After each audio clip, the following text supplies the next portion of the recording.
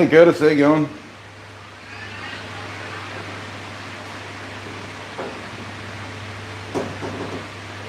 Hey Brad. It's going good. No, yeah, no, I'm not using that. Yeah.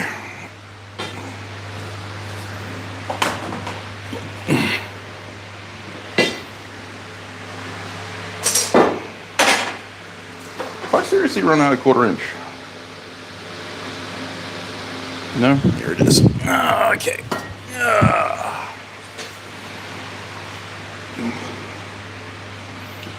Goody goody gumdrops.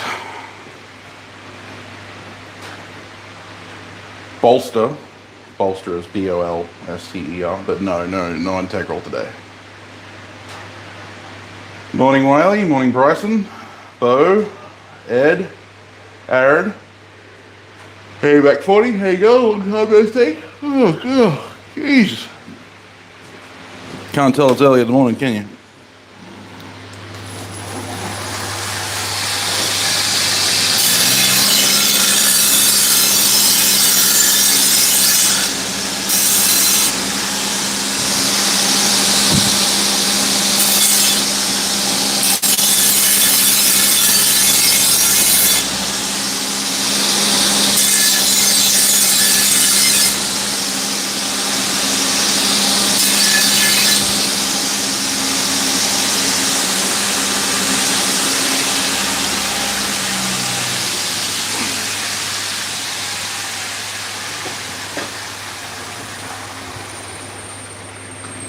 Certainly am. Hey, Wombat, how you going?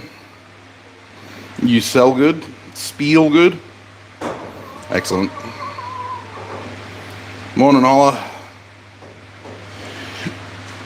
Not doing an integral today. Not today. Another day, baby. No, today we're forging a chef's knife out of 1/4 inch by 2 inch or 6 by 50 1084.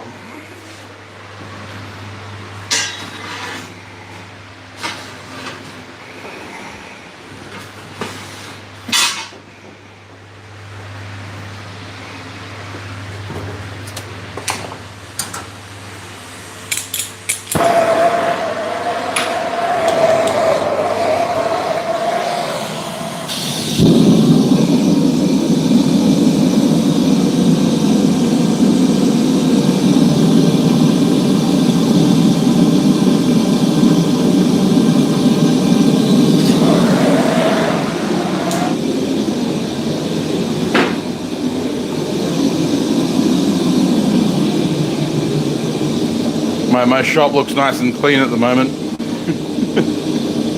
My friend Andy came by and did a bit of cleaning. Hey Wade. Oh yeah, cannot tell, I just woke up. Good to be in the shop.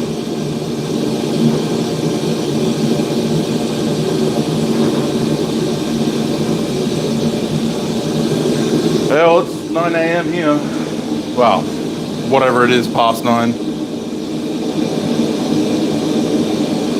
Coffee, yeah. Already had my morning coffee. If I had another one, then you guys won't be seeing the stream because I'll be stuck on the toilet.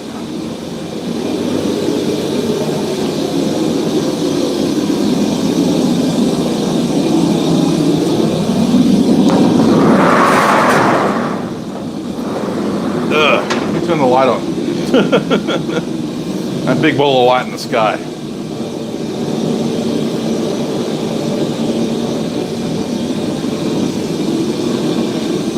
It was good we're doing the chef's knife because it means I get to play with my new, my rehandled English cutlass hammer. Full tank today, Bo. Full tank. I'm going to try and make this a full tapered tang construction because then I'll put bolsters on it and I'll use it for my AKG test knife.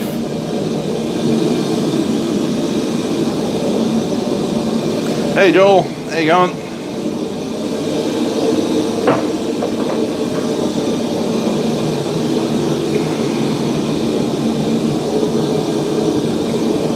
pinched something on my elbow the other day.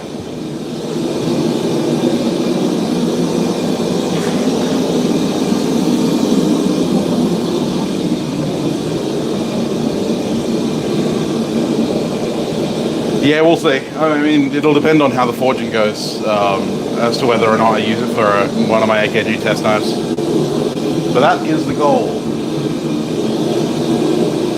No, AKG doesn't do a 90-degree test. No. So the testing requirements for the AKG is you have to make 3 knives that have to be above a certain level of construction. Hey, Barking Horses, how you going? Good to see more people coming through from Big Stack D. He's a cool dude. But basically you have to make 3 knives above a certain level of construction, like, you know, you have to be pretty good.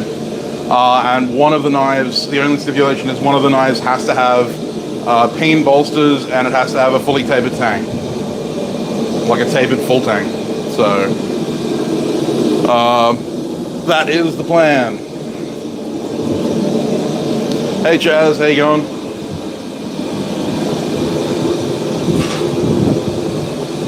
This will be one of the last live streams with this old anvil. The old O'Dwyer. Soon to be going bye-bye.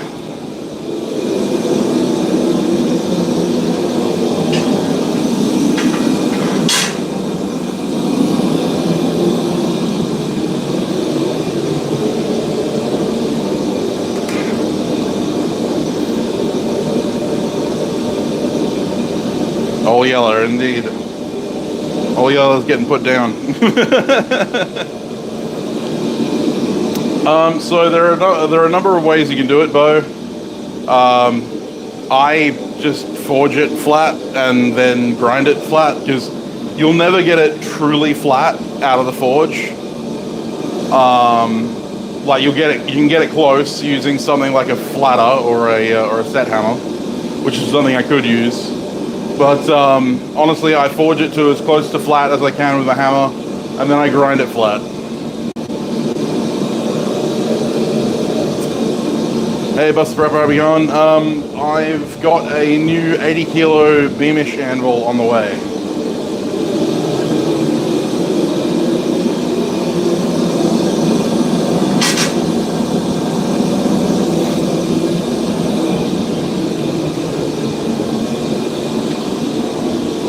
What's with the sound? What's wrong with the sound?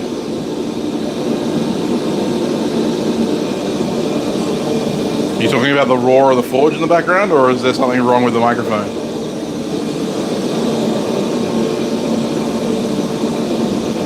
No, brand new.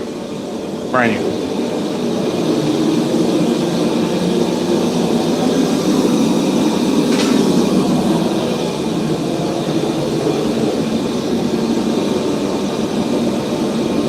$75 kilo padding house, nice. Sound is clear, all right. Well, if there's a problem with the sound, Matt, then it's on your end.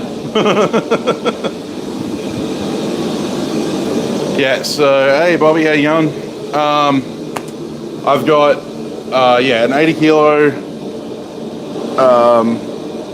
Beamish anvil, which is based around the petting house, Reffling house design. It has an upsetting block and a forging shelf, a scroll starting shelf. It's a double horn, which is why I wanted it. I desperately wanted one. So, hey Paul, how you going? Yeah, I'm looking forward to it. Really looking forward to having it in the shop. It'll be my first anvil that weighs over 50 kilos. It's sponsorship, so I'll be doing a sponsored video, or I'll actually be doing 2 because I'm getting a swage block with it as well, and the swage block is a cube swage, so it's a block, and it's got dishing and like spoon bits, and it's even got a coal shovel shape in it, which might mean that I need to make a coal shovel for whatever reason.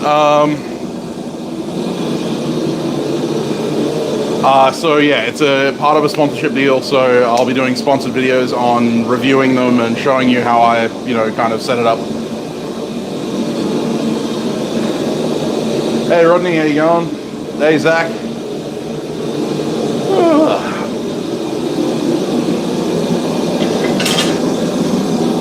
We're getting up to heat slowly.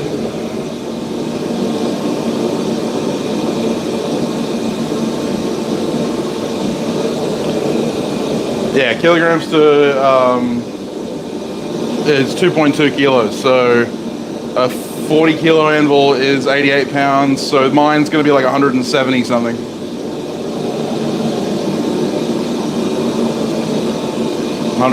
Yeah, 160, 172? Yeah, 172. 176. I don't know. Something like that. Yeah, I'm hoping so as well. It'd be nice.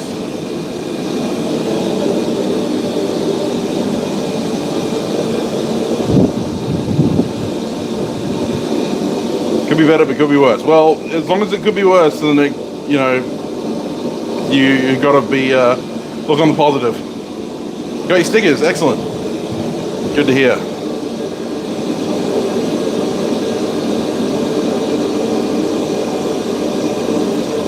Frank bought yourself your first anvil for Christmas, 50 kilo, nice.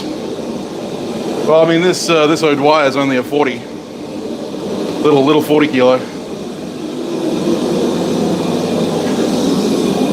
Okay, so when I'm doing hidden tangs, I forge the blade first. When I'm forging full tangs, I forge the tang first.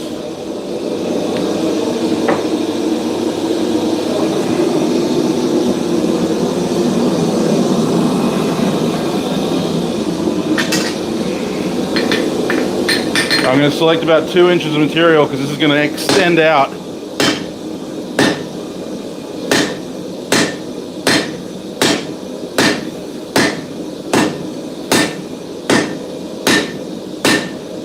Quite a bit.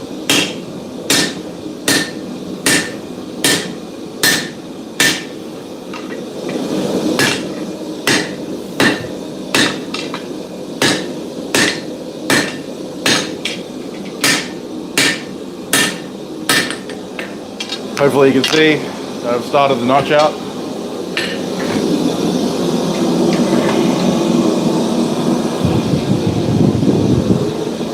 There's going to be quite a bit of forging in this job because I'm going to have to shrink down the height of the blade stock as well. No, 1084. See you later, back 40.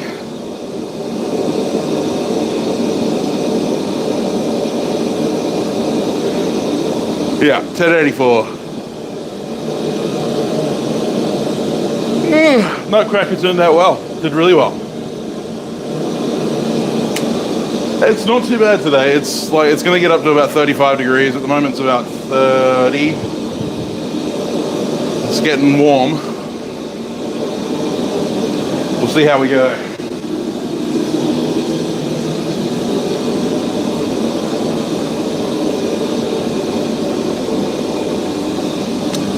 Yeah, Nutcracker's good. It's actually on my Etsy store. I only work in Celsius.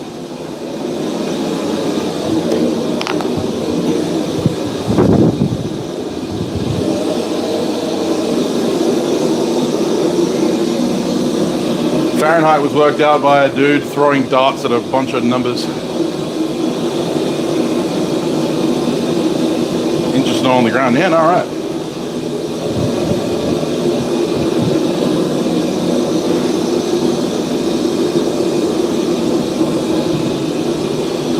Hey Lauk, how you going?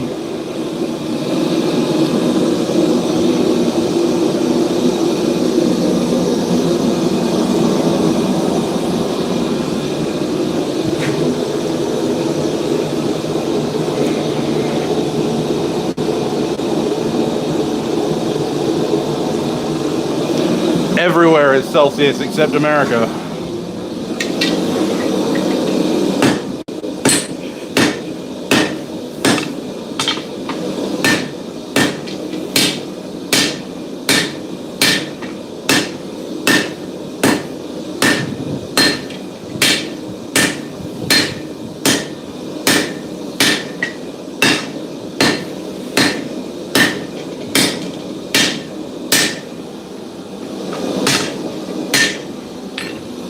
So I'm planning on going halfway to get 1 inch wide, which is going to make this 4 inches long because I chose 2 inches of material.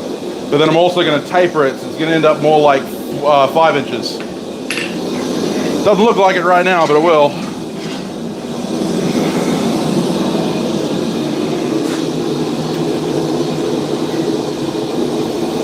It's not a tire, no, it's a torpedo sabot. Hey, okay, Bushcraft, how you going?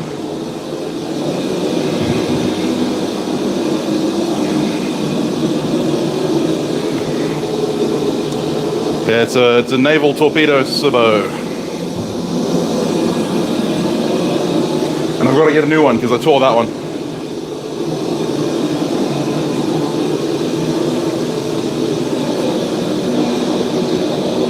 Fortunately, I know exactly where to get them.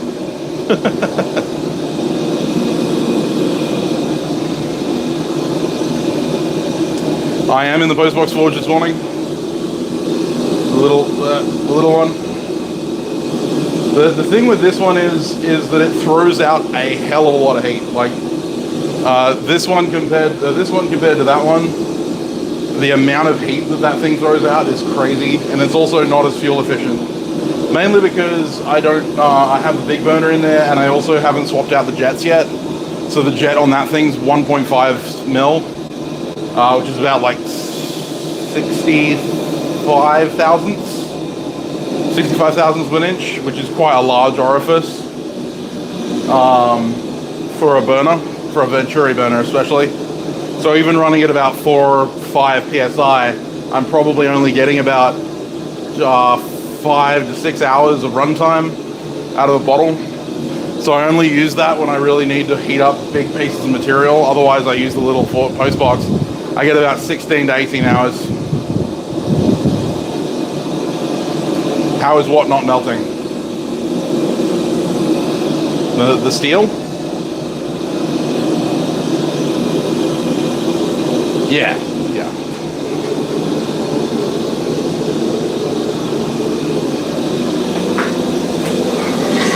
This little post box doesn't really get up to melting temperatures, steel melting at least.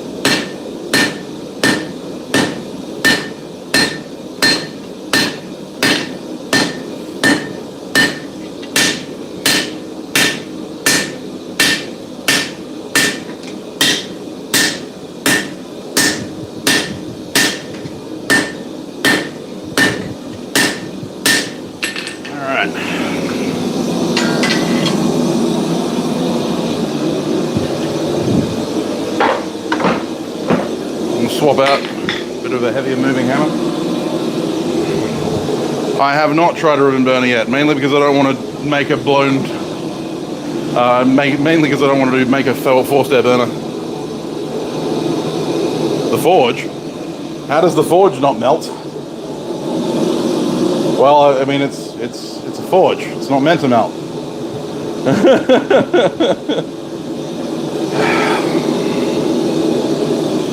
Got a layer of refractory inside that reflects heat and withstands quite a bit. The refractory that I've used in both of those forges can withstand temperatures far above the temperature at which steel melts.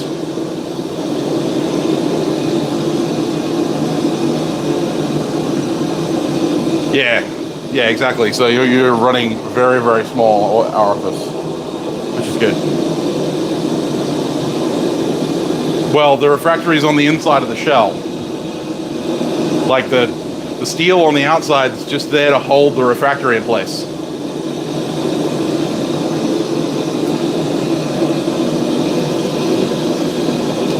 Morning, Stefan. You can actually find videos on my channel of me building both of these forges, so...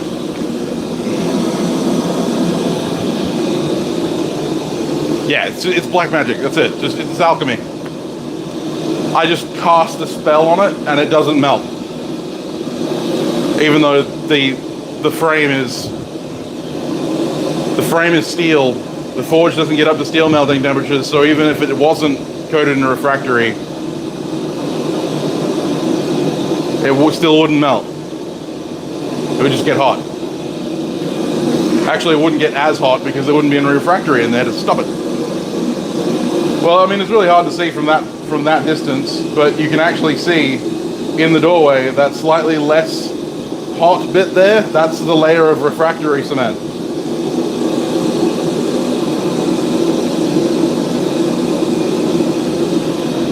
Yeah, I wouldn't make a forge without refractory. That would be pointless. You need refractory in order to refract.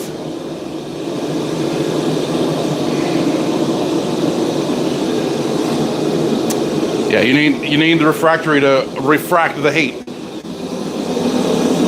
Steel has a very low refractive index, which means it doesn't redirect the heat elsewhere. All it does is soak it up.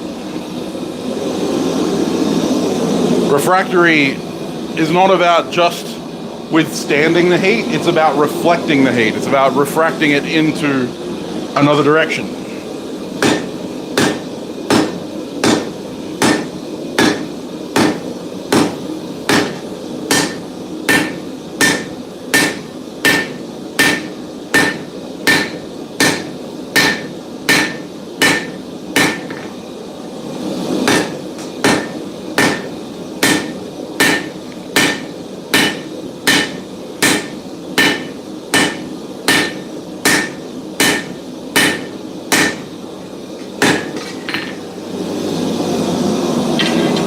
That's why you almost never see black refractory material, because black doesn't reflect heat.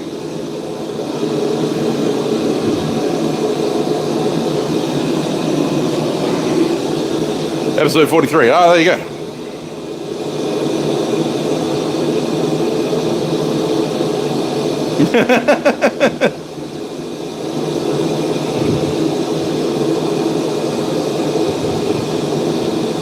All right, Rodney, thank you very much, mate. I'll see you next time.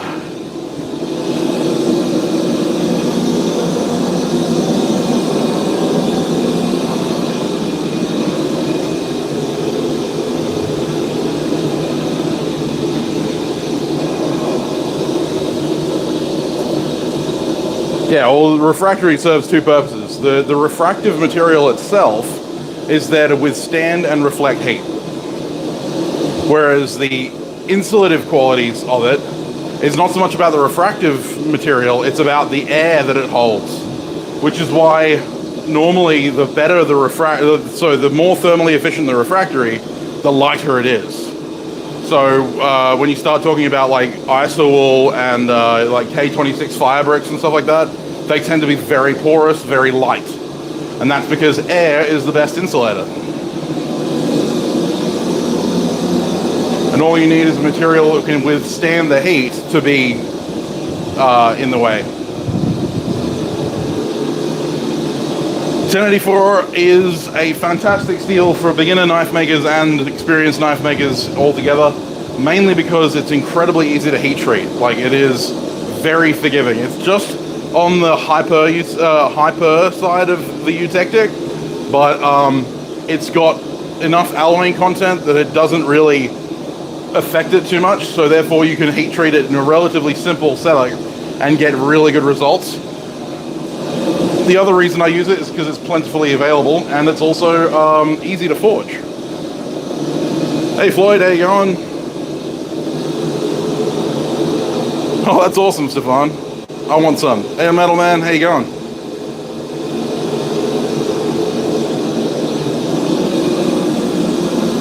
It's got enough manganese in it that it makes for a pretty wear-resistant steel. But it's the manganese in it actually and the carbon content that makes it really good for making Damascus with 15N20, because the manganese turns it black.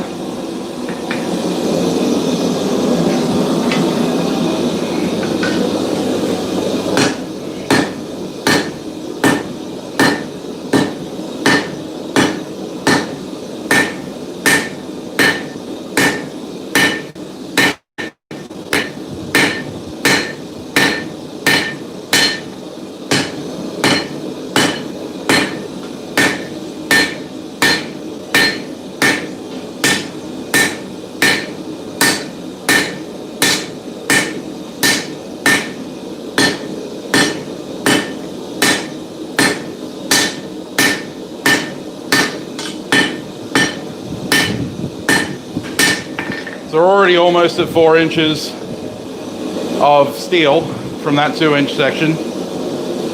And we're still a good 1/4 of an inch thick. Maybe a little bit more actually, because it's upset a little bit. So now we'll start working it back, flattening it out a little bit. Switch hammers. I think I'm going to need to re-half this one. It's already got 2 steel wedges in it and it's still trying to slide off.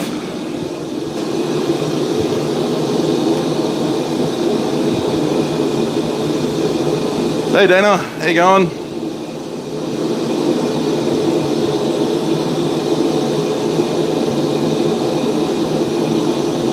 Alright Zach, cheers mate. The punters decided to make a chef's knife. The idea for making a chef's knife was actually put out on my Twitch channel last night while I was hanging out with them. They were the ones who suggested the slitting chisel and the chef's knife.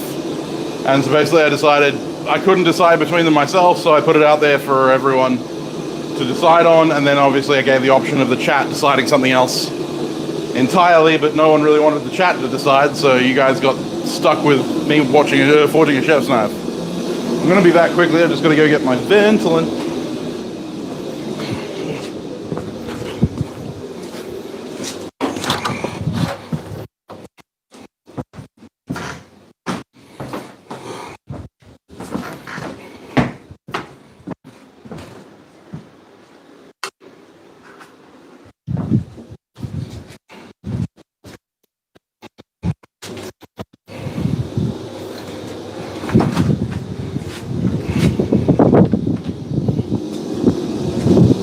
Kind of important that I learn to breathe.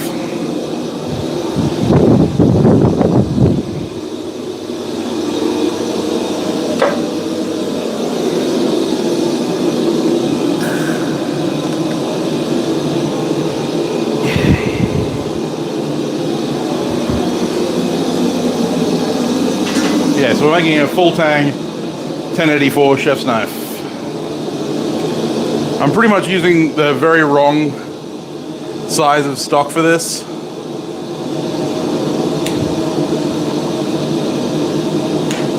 Vern, thank you so much, Metal Man. I appreciate it. I haven't seen the Muppets in so long that I'm not actually catching the reference, which I'm upset about, but I appreciate it nonetheless.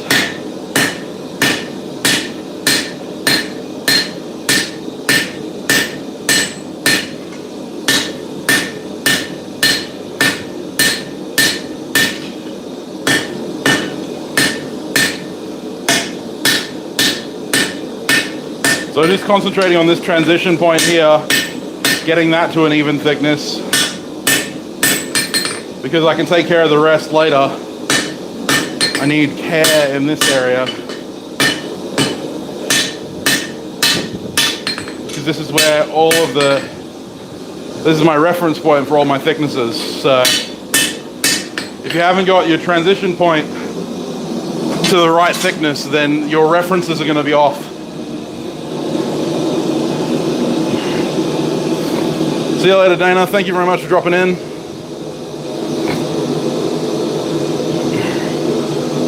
Thank you for hitting that like button.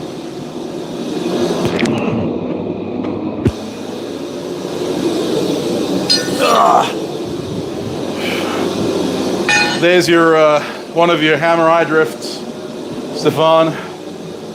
And there's your other one. Pretty close.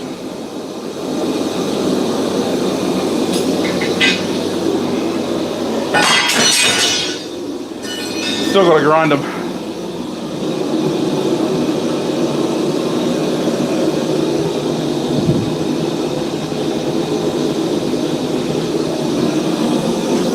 Yeah, I mean, kitchen knives aren't really my thing.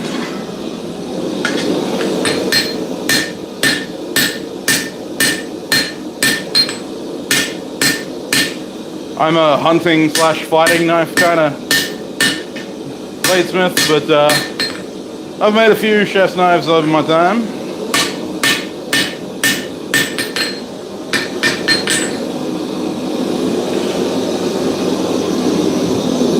Okay, so I'm going to start this next heat. I'm going to start tapering it a little bit and trying to widen it slightly because we're going to need, I want a little bit of a wider butt. Because I like big butts and I cannot lie.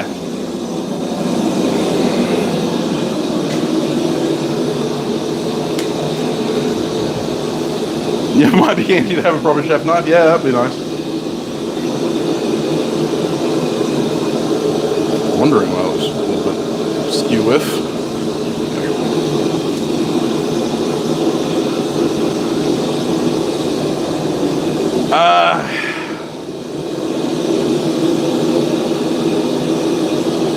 Yeah, K-bar is a good fighting knife. It's not designed for like camp utility. If you're smart about how you use your knives, then it's fine. The big problem I have is that a lot of people talk about like camp knives and bushcrafting knives and stuff like that in terms of them being completely bomb-proof. Like, I've gone camping and used a slip joint. You know, using a slip joint folder, right? Like, you don't need a heavy-duty knife in order to do camping. My big problem is that a lot of people want something that's like 1/4 inch thick and like will blow through, you know, battening processes, no problem. But K-bars aren't designed for that. They've got very thin rat tail tangs.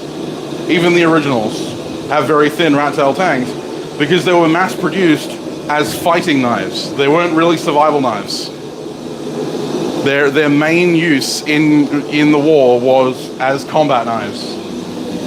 And in combat, you're mostly shanking people. You're not really cutting through logs and stuff. So if you're looking for a bushcraft knife, it's not a good idea. But if you're looking for a decent, like, you know,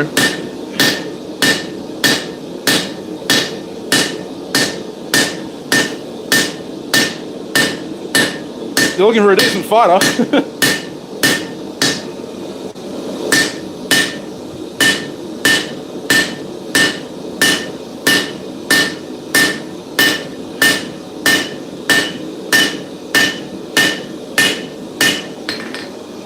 yeah, if you're looking for a decent fighting knife, or if you're looking for a knife that will do the majority of stuff like feather sticking and, you know, whittling and dressing game, you can dress game with a K-bar.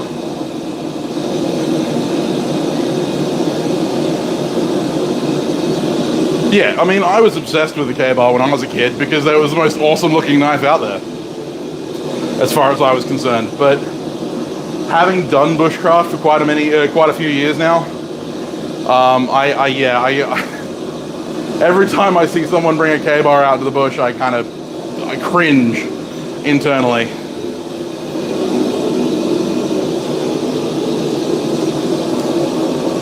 Personally, I blame guys like Bear Grylls, who, in order to sell his really crappy Gerber Thailand friggin' ultimate survival knives, beat the ever-loving crap out of them on TV, and so everyone thinks that that's what a knife is supposed to do.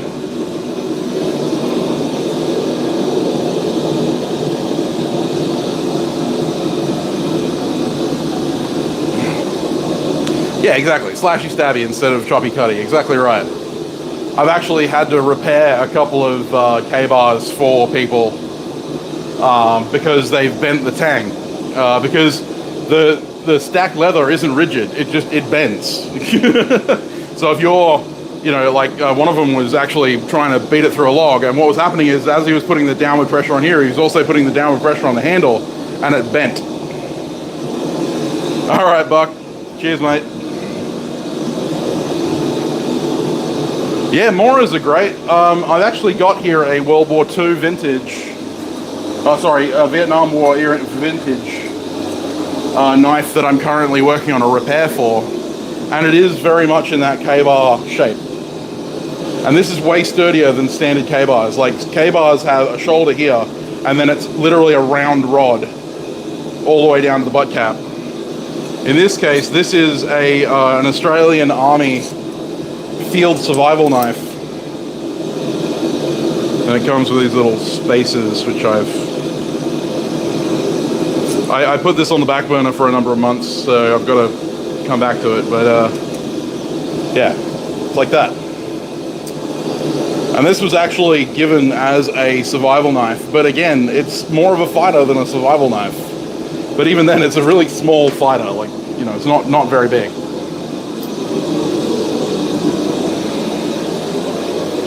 I gotta finish the refurb on that one for the customer.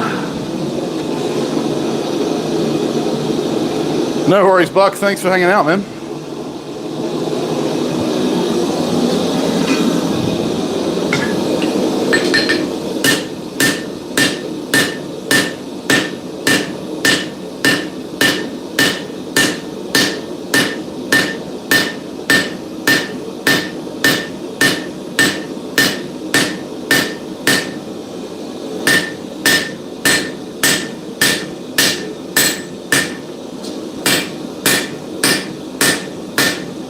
Now you might have noticed that I haven't really hit anywhere up here, and that's because this area is my thickness reference, and as I come to flatten those cross peen marks out, this will naturally, the flat face will naturally taper this area. I want the taper basically to stop at that transition. But we're already past the 4-inch mark, and we've got a lot more forging to do. I want the handle to be about 4.5 to 4 3/4 inches. See you later, Floyd. Thanks for dropping in, mate. It basically is a US pilot survival knife. The Australian Army co-opted it. Most of the Australian service tools up until the late Vietnam era were basically US surplus.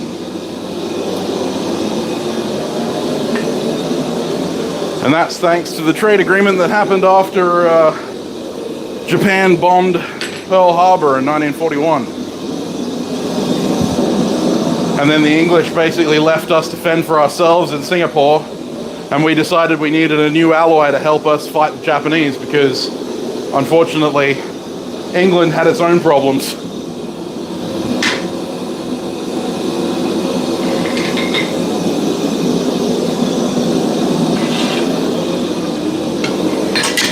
So now I'm just chasing out the cross peen marks, trying to flatten it out a bit. It's not at its finished thickness. I've still got a bit more tapering to do, but I want to start introducing some shape into the handle while it's still relatively thick. Otherwise, all I'm going to be doing is folding it over rather than forging it. Because now I want to create a step and a curve in here to the handle, and I can't do that when it's still, I can't do that when it's really thin. So you need that thickness in order to forge it.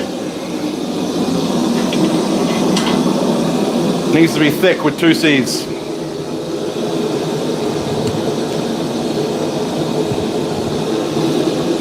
Golok of Parang, yeah, no, that'd be cool. Hey, 1000 Hammer, how you going? How you going, Baron?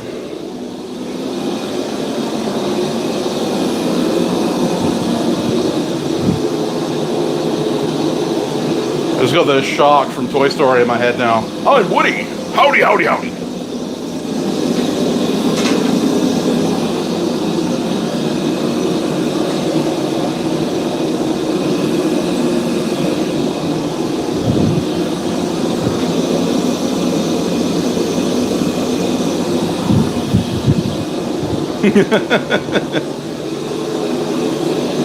All right, so I'm going to use the horn.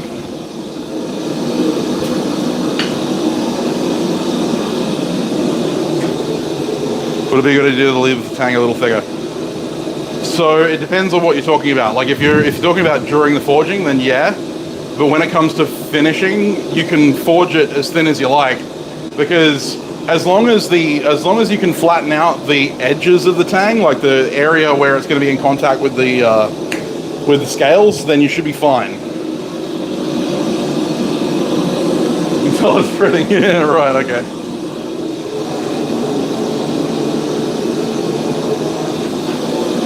So I'm just going to use the flat of the hammer and the horn to create a little bit of curve.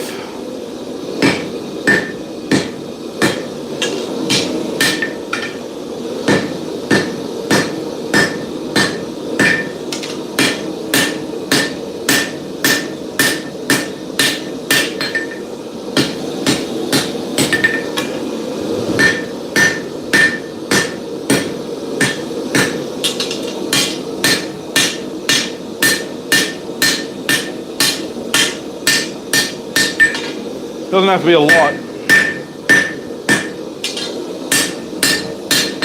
You can see that we're starting to get that nice handle shape in there now. I'm going to do another heat and true that up. And then we can stretch it out a little bit more.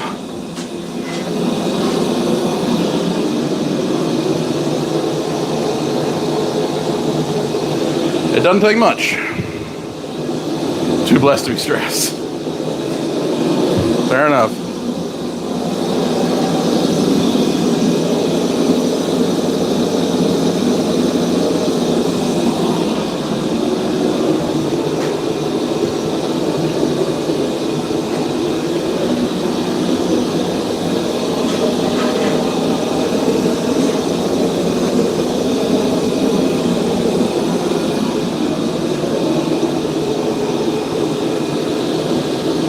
Like 16 cucumbers at once. Yes, totally.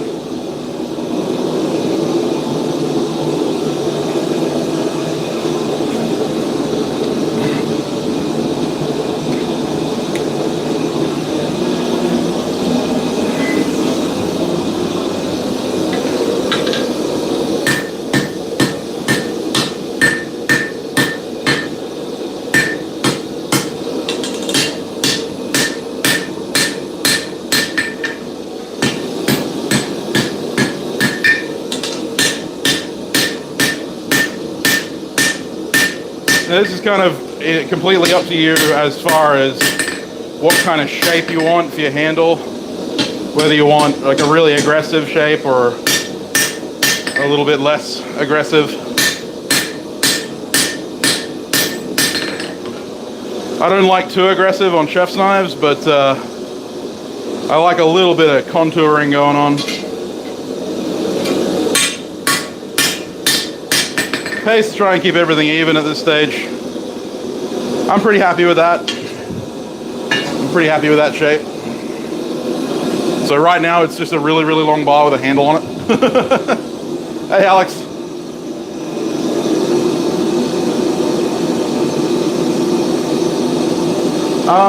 Basically I use the forks on my anvil whenever I'm truing up tong reins. You would have seen me use them in the pickup tong video that I made on these, where I actually used it to true up the reins by opening them up like that and then closing them like that. And I use it a lot when I'm straightening out coil spring. Yeah, when I'm opening up coil spring. Yeah, I sleep with a hammer. I've always got a hammer.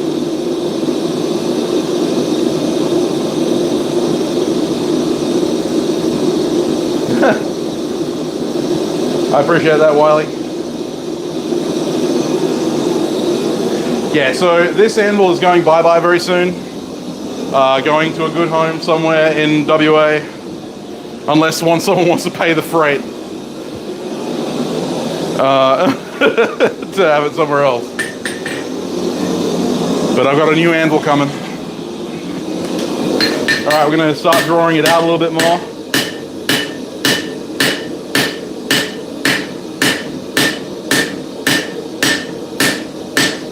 This is where I really like this nice obtuse rounding the cross peen on this B&D Forge hammer. There are situations in which you want a little bit more of a narrow peen, but this really fat, kind of thick peen there is really good for drawing out flat stock like this, where you don't want to be too aggressive.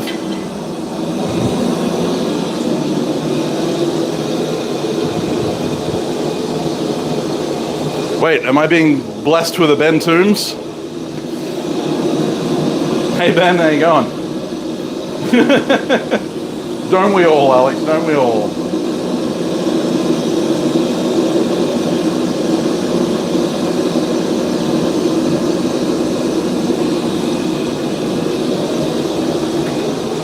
Yeah, I'm gonna have to make myself some bending forks for the new anvil. That sucks. Oh well.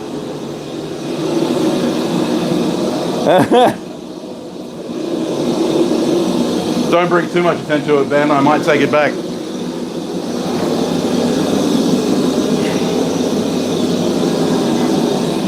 think I might switch out to my favorite hammer.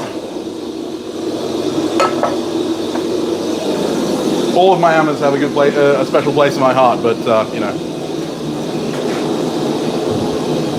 Hey Jared, how you going, mate?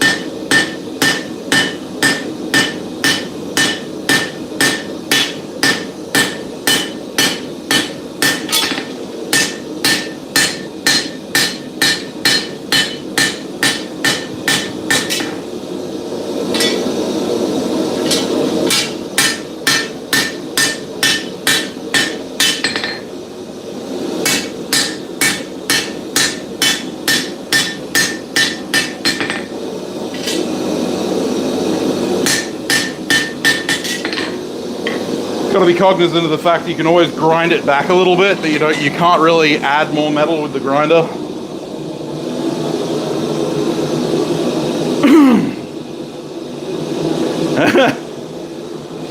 No, not this one, Bryson. Not this one.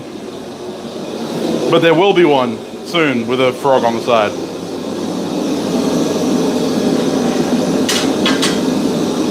Can use a slightly lower heat. Just true up a few things. This is where the square horn on my new anvil is going to make things real easy.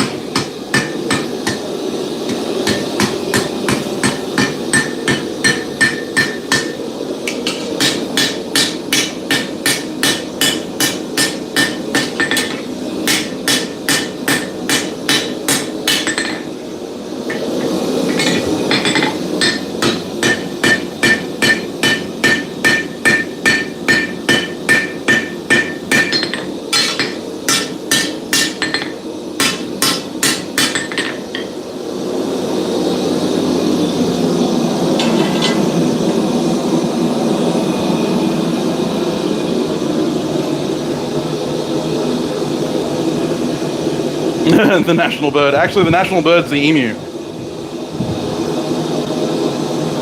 Hey, welcome back, Rod. Yes. Hey, bud. How you going? I'm using 1084.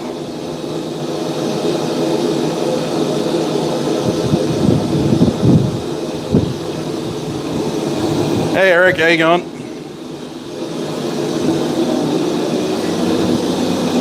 What's up? It's hot. It's hot now. It gets cold pretty fast.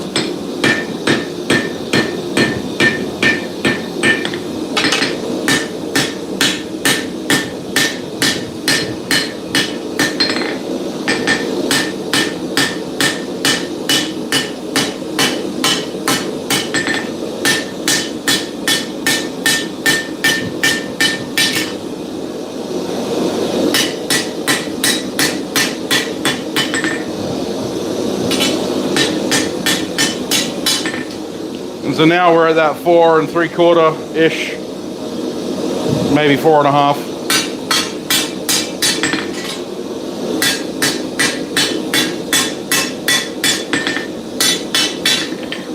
And that's pretty much all there is for the tang. You can see it's got a nice taper to it.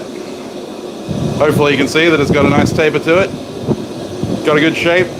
It won't be as dropped once I do the blade, but for now the handle's a little bit dropped. It's a good angle at the moment for being like a competition chopper.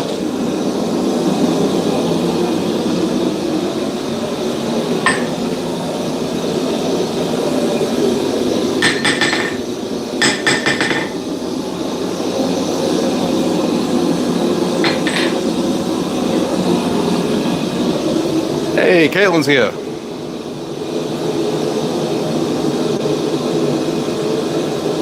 Buy some Tesco money back. Fair enough.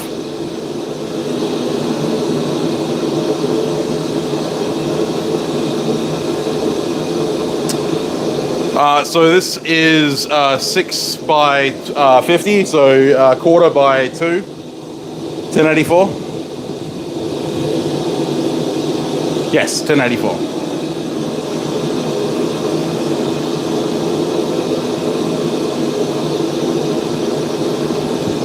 Well, no, because they won the war, we had to put them on our currency.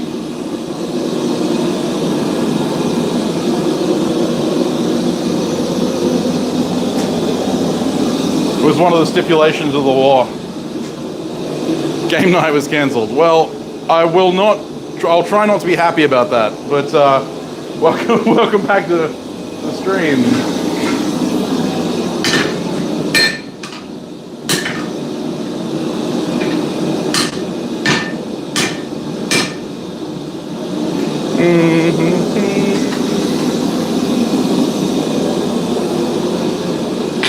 A little bit of whack forging.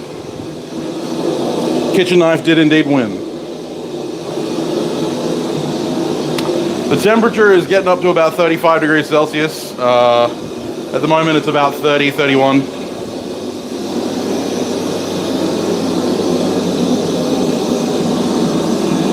It's not too bad. It's pretty windy today, which is good. It's keeping me alive.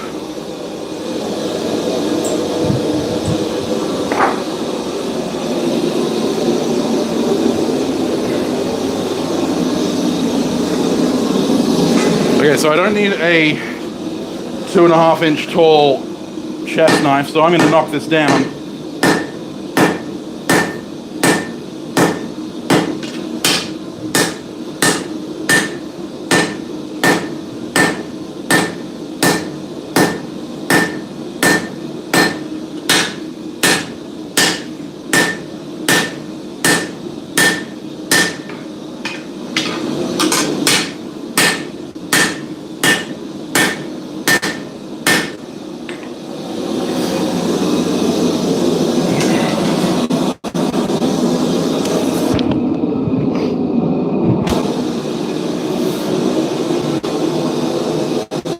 Yeah, what is in front of the... Yeah, about that. See you later, Metal Man. Thank you very much, mate. You'll be back. Okay, well, I'll see you when you get back then. I hate you, Alex.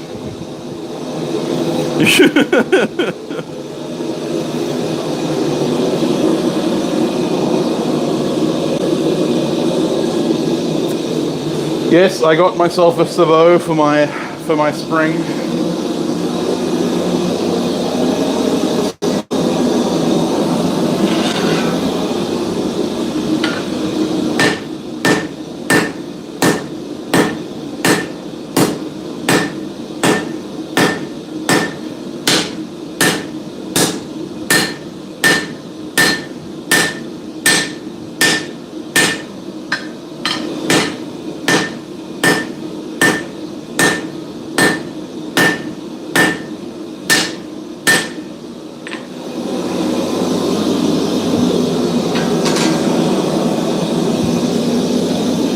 I'm considering cheating at this point.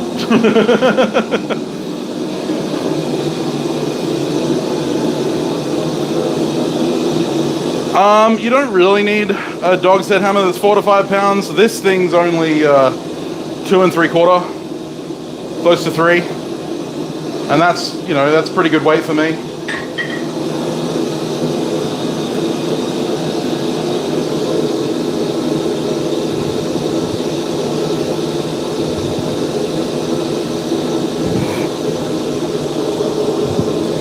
Yours is like a tiny touch lighter, I think, Caitlin.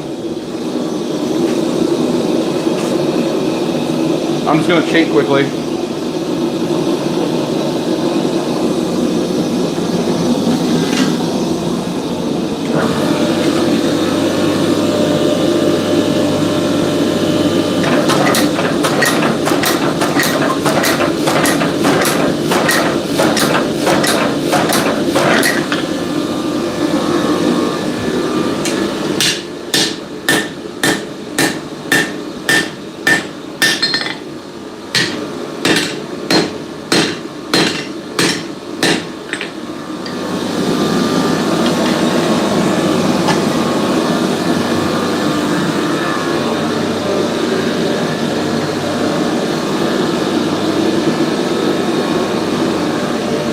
They make a huge difference in how you use them.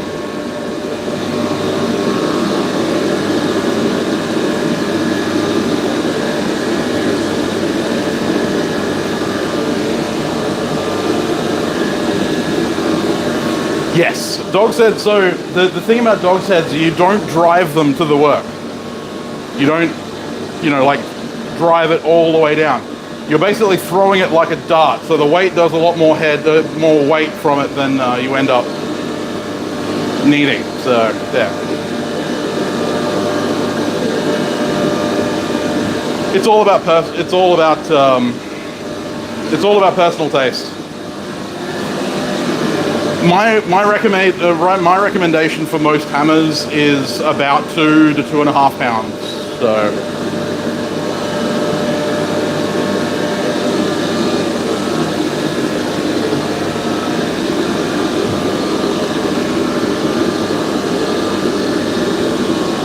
only if you do it wrong, middleman.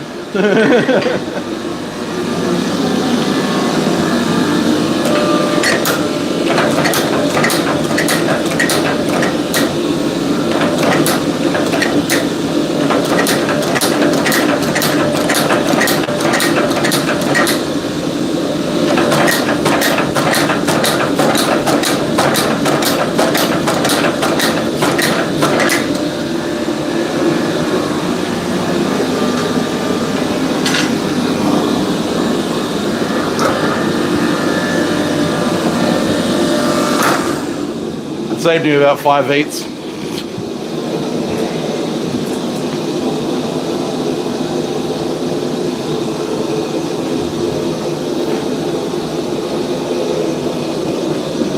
Yeah, I mean, 2 3/4 to 3 pound is good.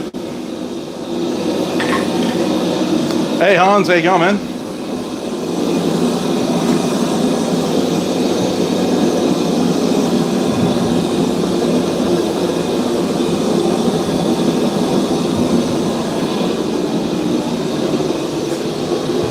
How you going, Crawford?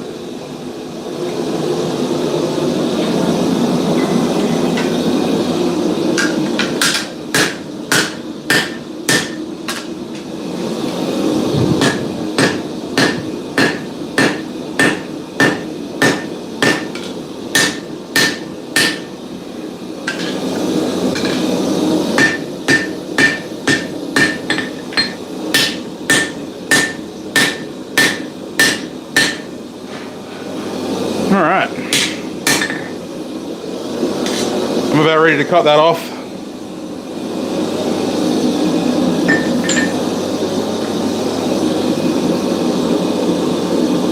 Out there.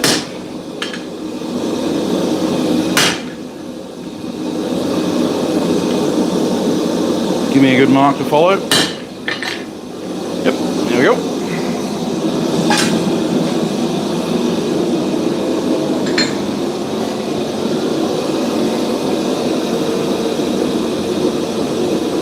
Bobby, anyone else? Sounds like you're asking for a fight.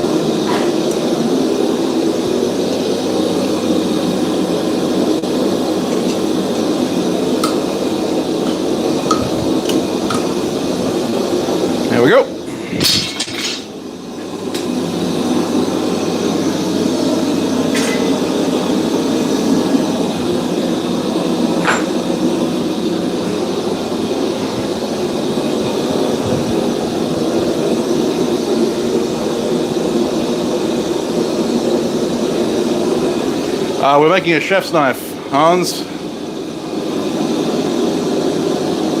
Hey Jake, how you going?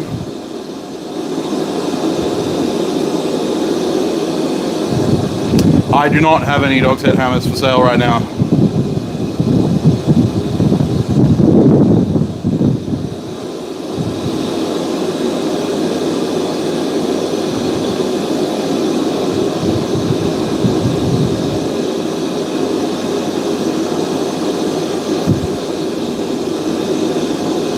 Sorry, I'm trying to catch up on the chat. No, I don't have any hammers for sale at the moment. Oh, nice. Yeah, I really do, Jared. I need to buy myself some H13, some decent sized H13 to make myself a punch. Because I had a punch, and then it died. Because it was made out of 1070 and not out of H13. And anything that's not H13 in a hydraulic press just doesn't work.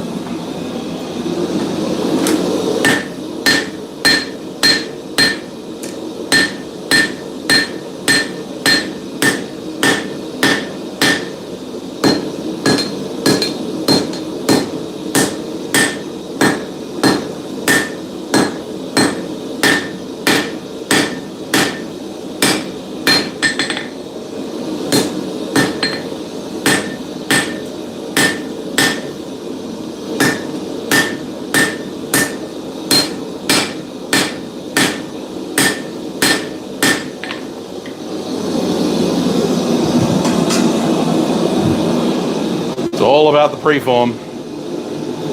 Hey Wilkins, how you going?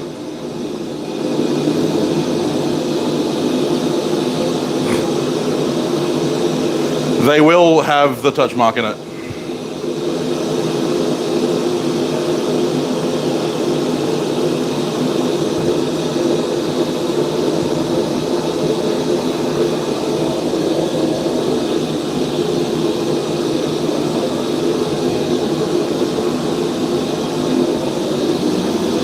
Yeah, I gotta grind them first, and then I'll heat treat them, and when I heat treat them, I'll stamp them.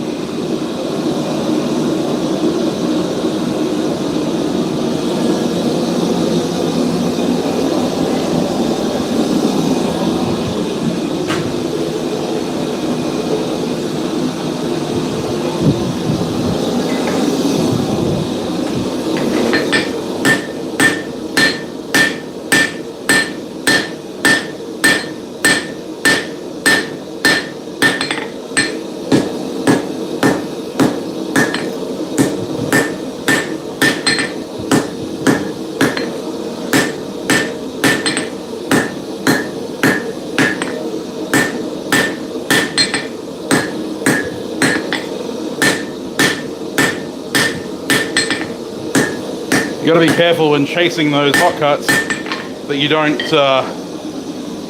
forge a cold shut from that rag.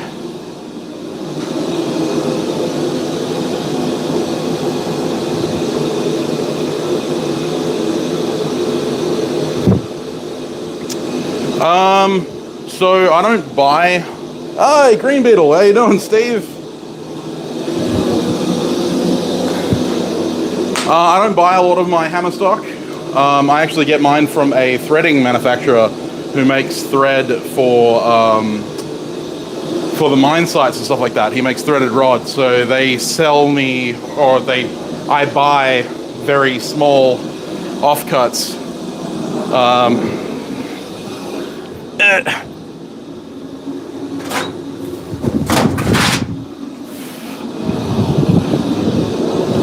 So sometimes I get the unthreaded rod. They just send me the unthreaded rod itself, like they just give me this stuff, but then they also give me the actual thread, and they go all the way up to 120 mil. Thank you so much for stopping in, Steve. I really appreciate it.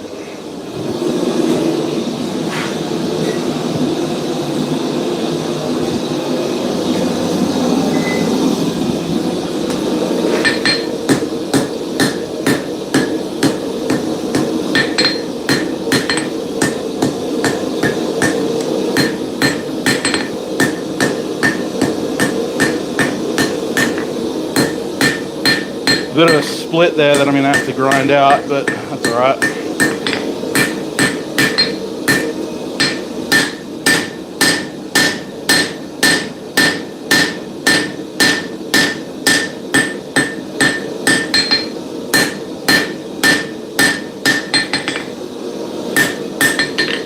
So now I can just work on drawing out the distal taper a little bit.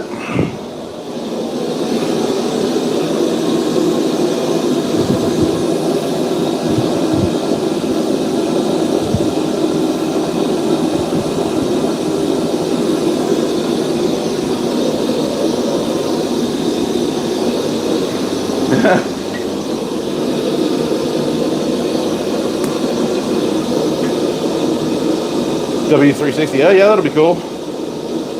Where are you, Mark? I can't remember if I know where that is. Unfortunately, Gamaco has been out of H13 for a while, and I haven't seen it anywhere else.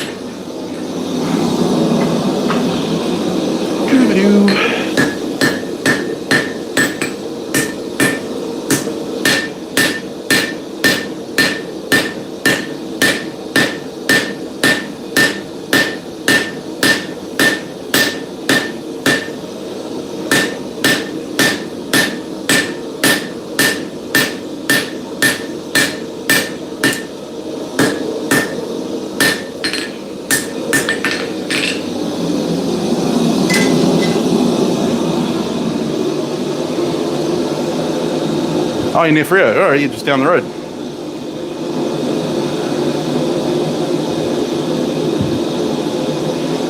So for this chef's knife, I'll probably go down to 1/16 of an inch for the edge. The spine's probably going to be, so I have a distal taper in both directions, so obviously the thickest point's going to be around the ricasso area, which in this case will probably be about 4 or 5 mil, which is a little bit over 3/8.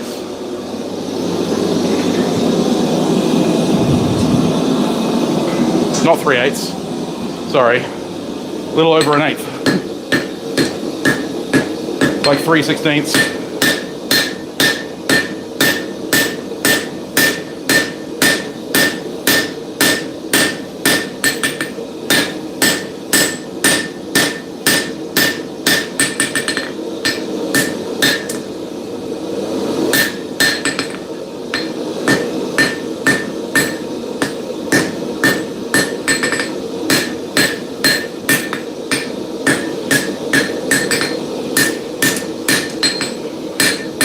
Got to true up that blade to tang transition a little bit. It's got a little bit of a cold shut in it.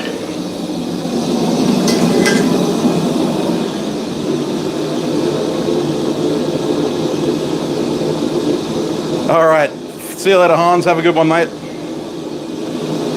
Yeah, they do sell fractional drill bits. They sell both metric and imperial.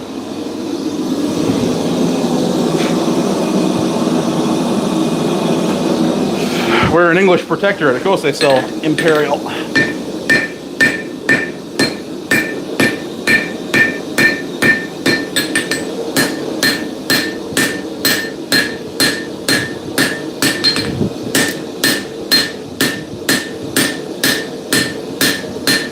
I'm gonna have to grind that out. That's all right. Curse of the Bladesmith. All sins will be forgiven at the grinder.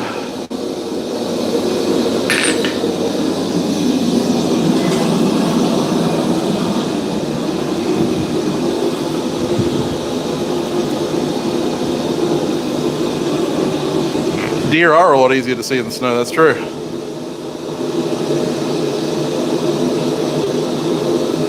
Thin can be intimidating, yeah, that's true.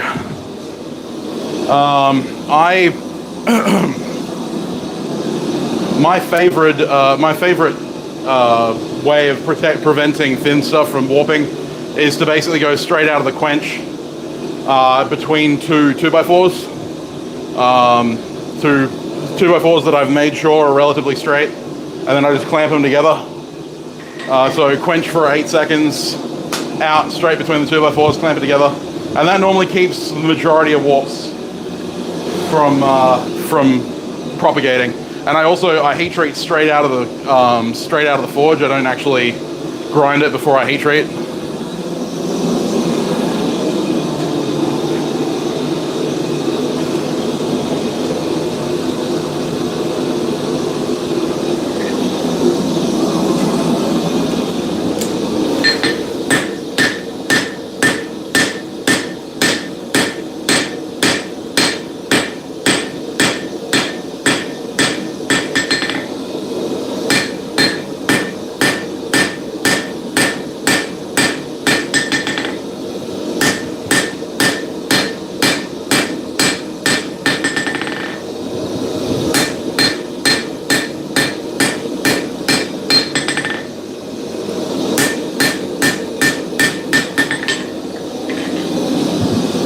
So I'm just establishing that distal taper, making sure that it's all relatively even. No worries. Hey, Ben.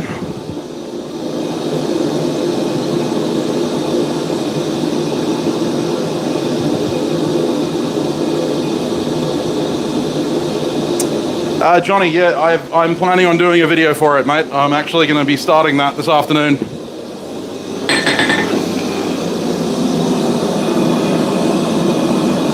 So you will see a video on it.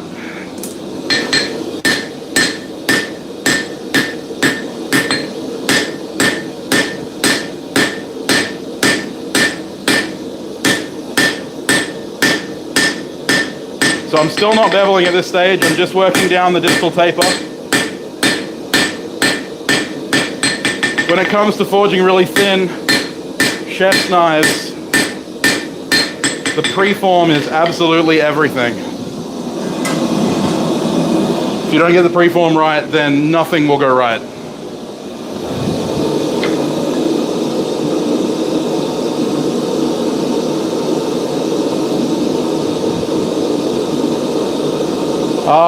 As long as it doesn't have any kind of assisted opening, and as long as it's not a dagger or has any kind of knuckle guard, it'll be fine.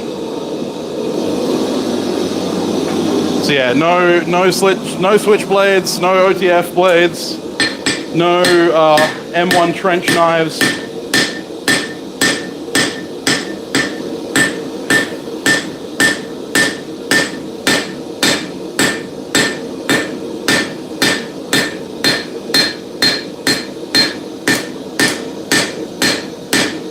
But like your standard fixed blade or slip joint or friction folder, no problem.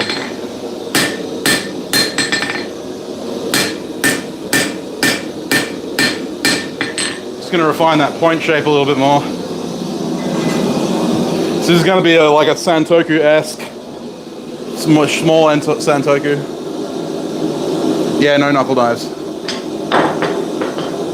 Yep, locking knives are fine. Defined dagger, double-edged blade. Nothing with two edges.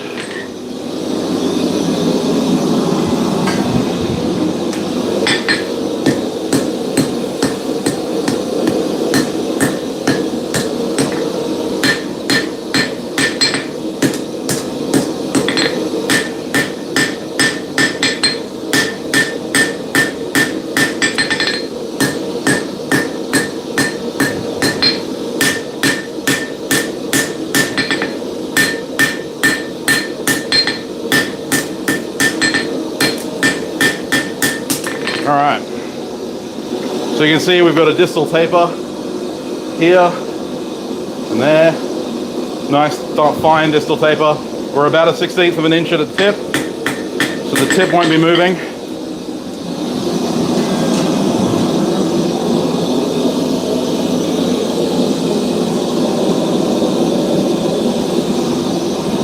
And now I'm just going to start drawing down that edge. We're going to be using the quote-unquote pinch method, the one that Ilya doesn't like.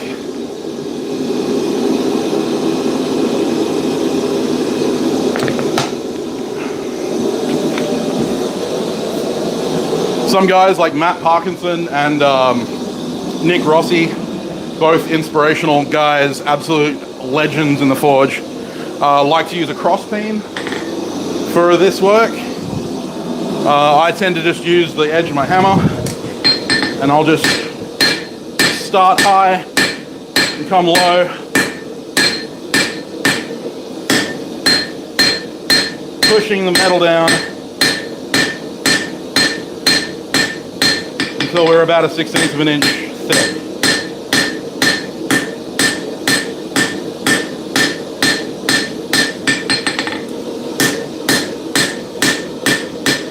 And I'll do it section by section. So that's our current section. You can see where the hammer blows have been.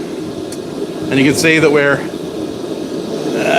not sure how well it's going to pick up, but you can see that we're about a 1/16 of an inch there. And that's the original like 4mm there. So, and we'll just go along and continue that. It doesn't so much matter that the heel has come backwards. That's actually a good thing.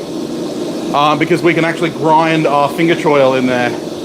If you have no material back here, then you're kind of going to have to end up pushing the heel forward. It's actually better to have the heel further back so that you have more material to play with later. Oh, it's all about the practice, Steve. I've done this too many times. Of course, when you're working thin material like this, it's really important to keep it all straight. So you want to be forging on both sides of the bevel. The main reason for that is because the little idiosyncrasies in your body, the angle of your hammer, the angle of the face to the blade, is going to mean that you're always going to end up with a little bit of like twist in it. And the reason I do it section by section is so that we can get even thicknesses along the edge. If you try and do it all at once, you're going to end up with really wobbly edges, and it's going to take you a long time to chase it out. But if we do it section by section, so the next section is just a hammer face forward, starting about halfway up the blade, pushing it down, we can match the thickness of the edge in that section. And we start pushing that edge thickness down to the same area. And so you can see now that we're the same thickness, the same thickness along here, and then it starts to swell back out. So the next one will be a hammer face width.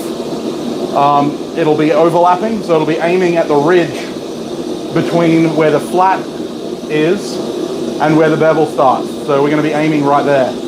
It's a slow process, but eventually it'll get us there.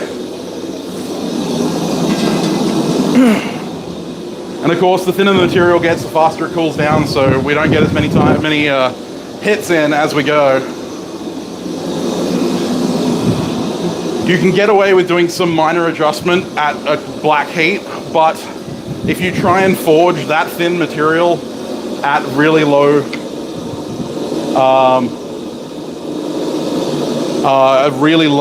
temperatures, if you try and forge it that thin, it will just crack. No, this is not a hickory handle, this is a spotted gum handle. The hickory handles didn't have enough shape for me to be able to curve the handle slightly. Yeah, so push thick to thin is fine. Thick to thin is great for most blade making because you're relying on the idea of the grinder forgives any number of sins. This is more for a very practiced blacksmith who's done this for a while. Not saying that I'm better than anyone, I've just done this a lot. And thin is relative. The thing is, like a 1/16 inch thick blade on a chef's knife would be ridiculous, right? Because you wouldn't be able to cut anything. Like it was 16th of an inch before the cutting edge. This is going to be ground to pretty much close to zero after the heat treatment. So it is actually technically thick in terms of this knife. But the other thing is that I was specifically asked by my viewer who originally gave me the idea for doing a chef's knife today to show how I would forge one particularly thin. So this is going to be a brute to forge chef's knife. And when you come to forging brute to forge stuff, you've got to be basically forging the final shape. You want to be doing very little grinding afterwards.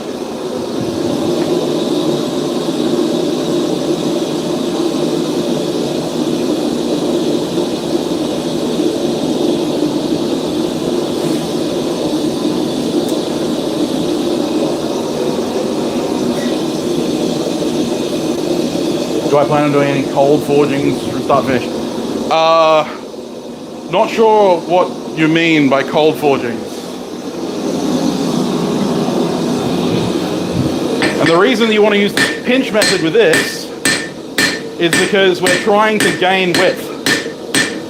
If you start from the edge and work your way back up, that's a good way to go about doing like swords and daggers and heavier fighting knives.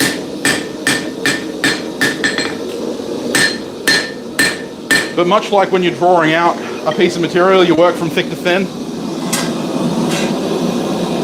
Like when you're drawing a taper, you don't work from thin to thick, you work from thick to thin.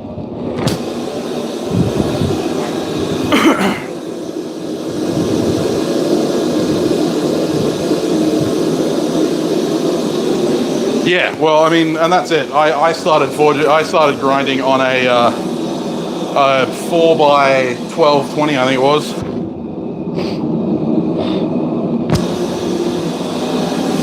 A 4x40, 48, I think. Wood grinder. And at this stage is where I should be getting into doing kitai. So I'll probably come to that next heat.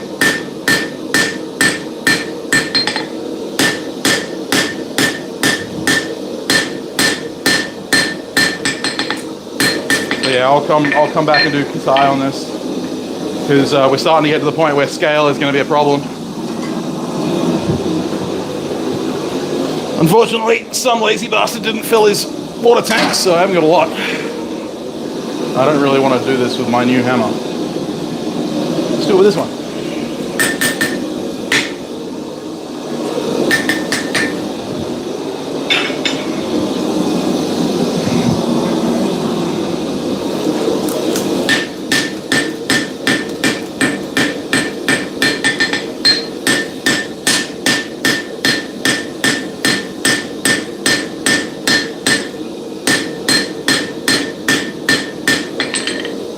So yeah, at the moment, the edge up here is a little thick, but that's because we're losing heat a lot faster because the material itself is thin.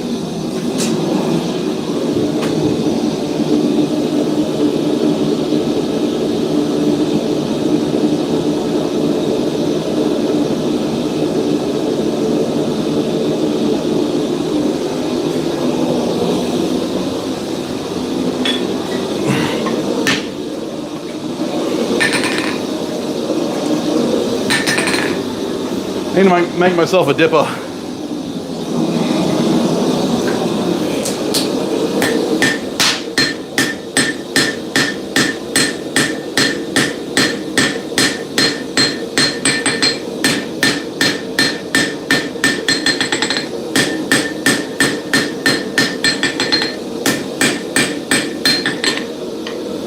right, a little bit more.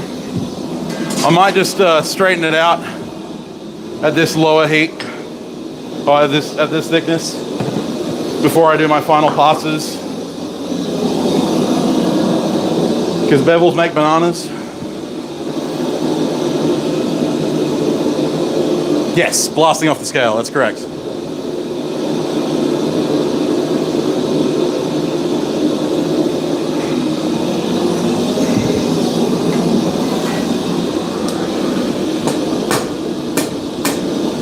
Got to be careful of that roll.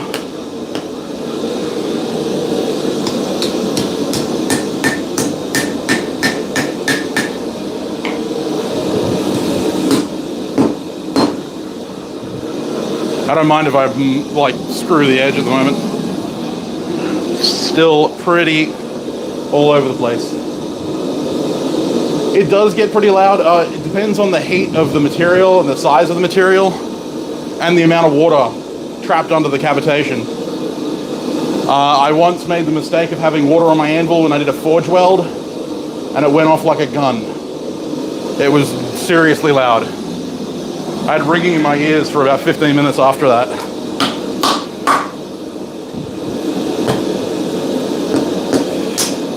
I pulled that hammer blow. That was a bad blow. That's all right. I'm going to grind that out anyway.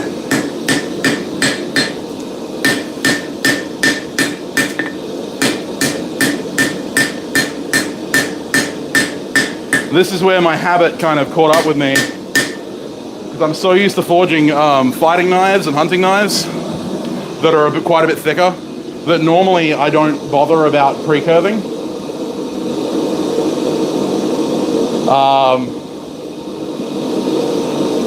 Yeah, I've already got tinnitus from all the shooting I used to do. Normally you can do the woodblock treatment on thicker knives with no problem. This thinner knife, I would have been better to do a pre-curve. That's my stupid fault.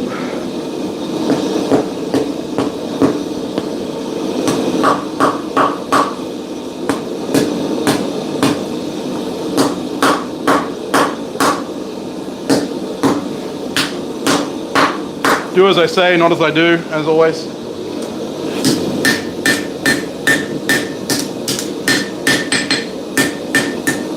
I have a little bit of a cold shot, like a cold rollover here, but I'm going to grind that out anyway, so I'm not too worried.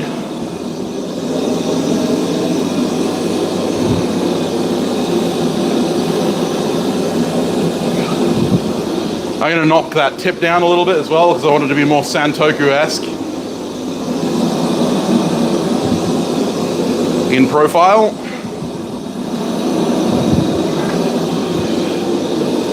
Just gonna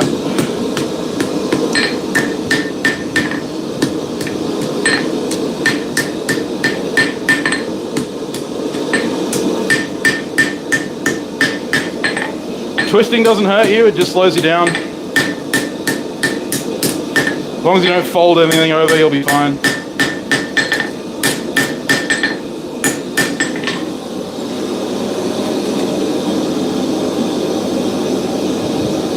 Yeah, I might knock it down just a little bit more.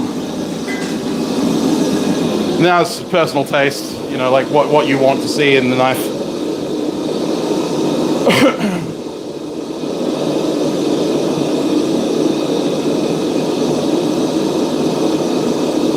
I mean, technically you could whack forge it, but whack forging, normally you want the bend to be upwards and whack it down like that. The thing is, I'd be whacking directly on the edge, and the edge is so thin that I don't think it would support it. Like, you could...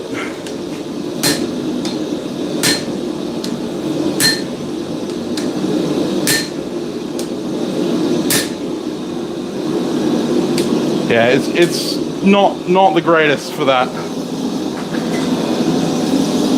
It's kind of looking like a K-tip at the moment. Little bunker.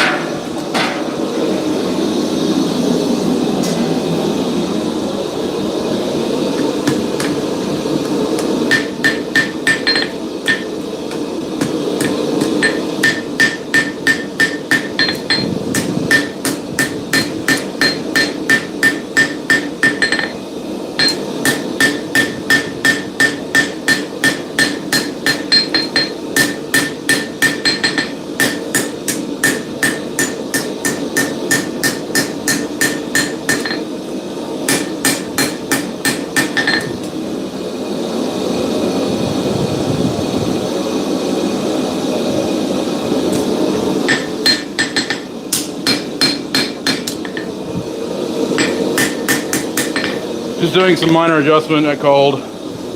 You don't want to do this when it's... You don't want to forge it when it's this cold. You can get away with a little bit of minor refinement.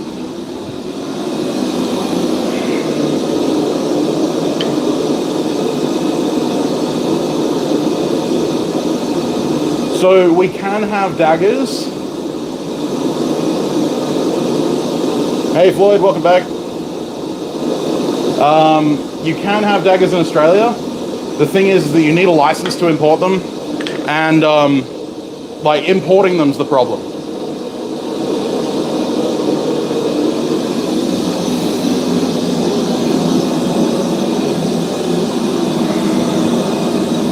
I've never made a K-tip, so this might be my first K-tip. Wouldn't that be fun?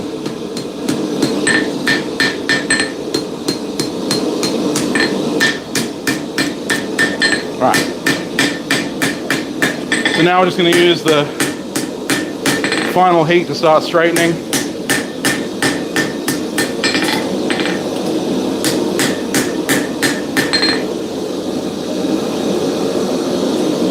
When you're straightening, something to keep in mind is that you actually see straight better if you point the blade towards yourself.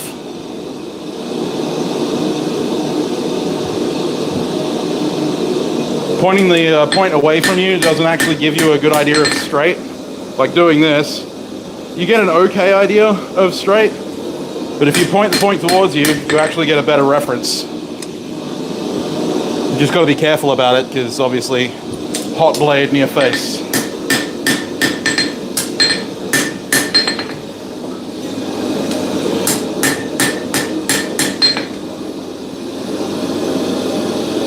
And nice dainty little taps to get everything centered.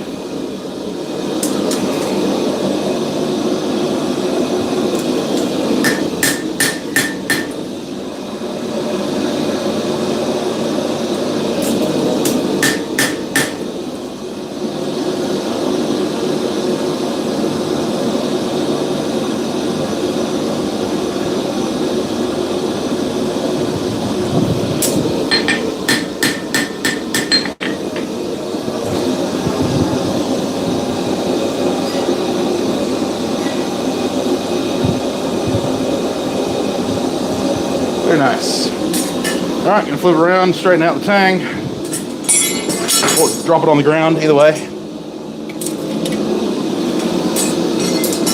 Do it twice, because, you know, once was not good enough.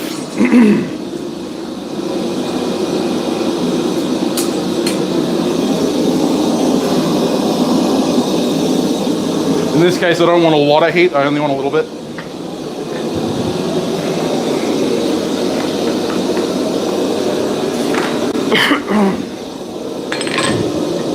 Drop forged indeed.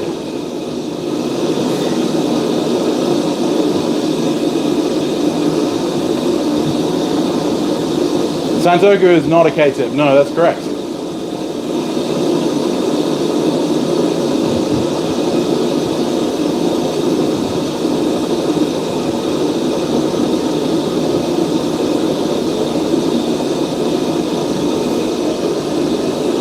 No, and I never will, Jeff. I've known people who have. It is definitely an Australian thing. It's a disgusting Australian thing. I wish it wasn't an Australian thing.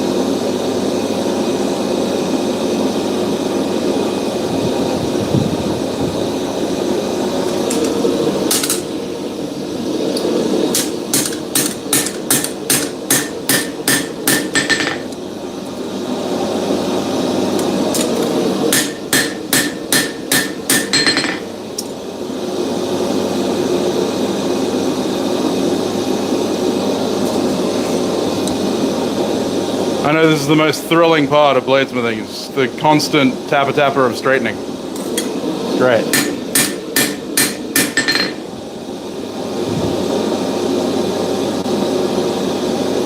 Fortunately, we're very nearly there.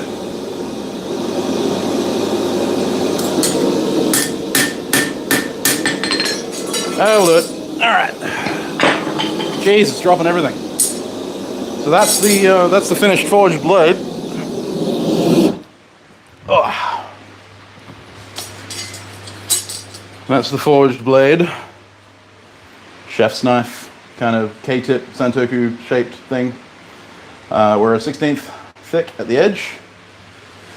It is thin. Don't ask, Caitlin. Not a good idea. Thank you so much for dropping in, Steve. Thank you so much. But yeah, so that's the overall profile. I'm going to true up the spine and the grinder, you know, cut in my tip. K-tip petty, that's correct. But we've got that nice kind of contoured handle. I'm going to cut the heel in a little bit better. Nice even edge thickness. Yeah, it's looking pretty good. I'm happy with that. It is very thin. Yeah, Floyd pretty much said it. Yeah, so we're nice and thin. So this is going to get profile ground, and then we're going to heat treat it. That's one of the advantages of doing it this way, is that you don't have to worry about pre-heat treat grind. I may end up throwing it back in the forge a little bit just to true up a couple things. But yeah, not too hard. Anyway, thank you very much. Yeah, no, I wish that didn't exist. Anyway, yeah, so hopefully you enjoyed that. Hopefully you learned some stuff. It's been a while since I forged a chef knife, so it's not my cleanest forging, and I think if I did like 2 or 3 more, it'd probably look a lot better than this. I think this is the first chef's knife, other than Integral, that I recently forged, that I've forged in ages. And that one I didn't forge the bevels on because it's a Sanmai, so yes. Anyway, hopefully it was helpful to someone.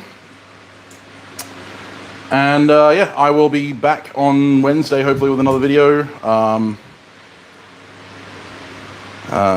Leather 1x30 leather stropping belt. It's probably a belt tension problem, so you need to increase the tension somehow. I don't know how you do that on your 1x30. Hey Liam, thank you very much for watching, and thank you very much for listening to the Forgecast. But yes. Same time, you mean on Wednesday? Maybe, I don't know. And I'll be back on Saturdays. Saturdays, 9 a.m. Australian Western Standard Time every week. Or Fridays at 9 p.m. Central for you Americans. Or 9 p.m. Is it 9 p.m. Eastern or 9 p.m. Central? No worries. But yeah, so if you have any questions about chef knife forging or any other forging, you can always send me a message on Instagram or Facebook. 8 p.m. Central. Okay, there you go. It's Eastern. All right, so yeah, if you have any questions, you can always message me on Instagram or Facebook, or send me an email at samtownsbladesmith@gmail.com. And you can ask me any questions you like. Otherwise, if you want to support me, you can support me on Patreon, or direct donations through PayPal. The links are down in the bio below, like the down the doobly-doo. You can look up Sam Towns Bladesmith on Patreon, and I'm there. Anyway, it's not even 9 Central yet. Okay, well, there you go. Alrighty, I'm going to jump off. Thank you very much. Hope you all have a fantastic evening and a great week. I will hopefully, like I said, have a video out for Wednesday. I'm going to aim for Wednesday. Well, I will have a video out Wednesday. Whether or not it's the video I'm hoping it's going to be is up to, you know, up to me, really. All right, guys. Thank you very much. I appreciate it. You all be safe. Be good. Don't do anything I wouldn't do. And if you do, make sure you film it. All right, guys. Bye-bye.